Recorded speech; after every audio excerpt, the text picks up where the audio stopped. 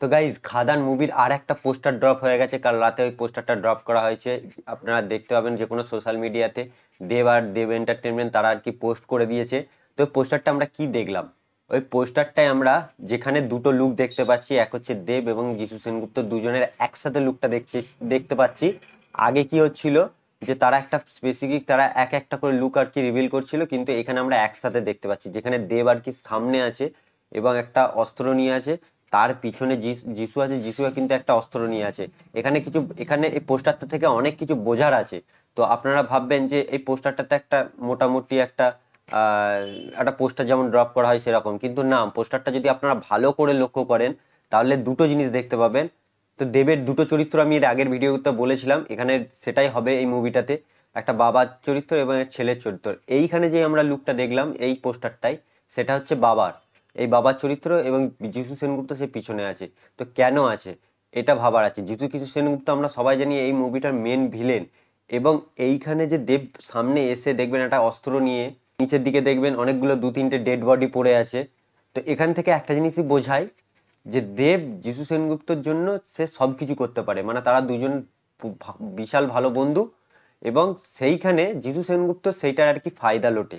যিশু সেনগুপ্তর আপনার মুখটা দেখলে, যদি ওর লুকটা দেখেন, মুখটা দেখেন, দেখিয়ে একটা মনে হবে যে একটা শয়তানি, যে সামনে বন্দুক রেখেছে দেবকে বন্দুক, আর সে পিছনে সবকিছু চাইছে, কেরামতি করছে।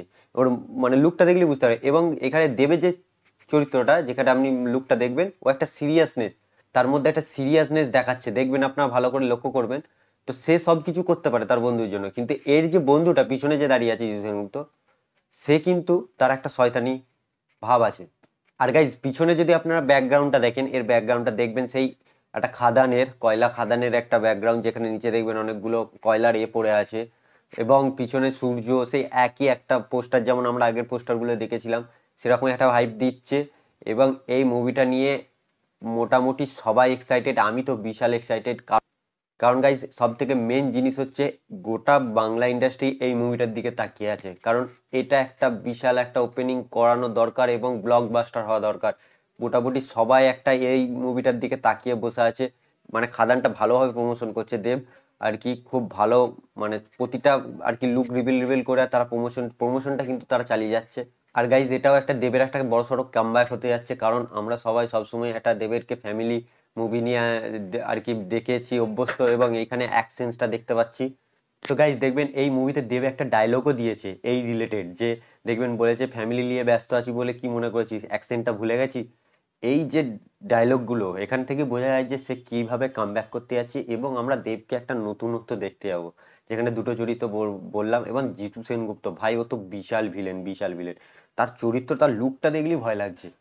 তো আমি তো খুব এক্সাইটেড, এবং আমি কেন, গোটা বাংলা ইন্ডাস্ট্রি এই মুভিটা নিয়ে এক্সাইটেড, এবং সবাই চোখ দেখে পড়ে আছে যে এই মুভিটা কে একটা ব্লকবাস্টার করাতে হবে, তবে মানুষ আর কি আরো সবাই এই টাইপের কমার্শিয়াল মুভি মানে করতে যাবে।